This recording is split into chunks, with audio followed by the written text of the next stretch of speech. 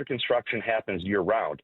And you can make the argument if the Brewers don't go and make that move for Quinn Priester in April or May, and if they don't make that move to trade Savali for Vaughn and then bring Vaughn up in early July, you could make the argument they might have been in a position to sell at the deadline without those moves. So it's easy to look back and say they should have done this, they should have done that, but sometimes your best moves, aren't made in those last 24 hours. Sometimes you made the moves you need ahead of that deadline. Talking with Andrew Wagner, covers the Brewers for Forbes Sports. Us right here on The Fan. He's brought to you by Focus Baseball. And I was talking before I brought you on about this Brewers team, Wags, and I was asking because I was out last night and ran into some friends who were Brewers fans, and they wanted to rub the salt in the wounds of me, a Cubs fan, a little bit. And all I could say in return was, yeah, man, the Brewers are really good, and they're a really fun team to watch. I got nothing negative to really say about these guys, and they came back at me with, yeah, it's going to be interesting to see, and I'm paraphrasing here,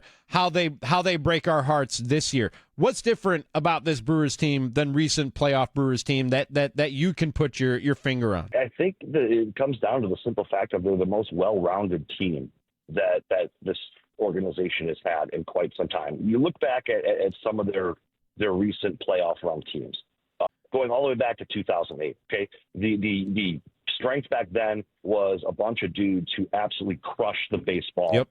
Which made up for a whole lot of pitching deficiencies. You basically had Brandon Woodruff and Giovanni at that point, who was coming off an injury. 2011. You had good pitching, you had a good offense, but they were still very streaky, strikeout prone. They weren't great defensively. 2008 kind of was just a perfect storm where the team just got hot and was riding basically a hodgepodge of pitching and a dominant bullpen to a deep run.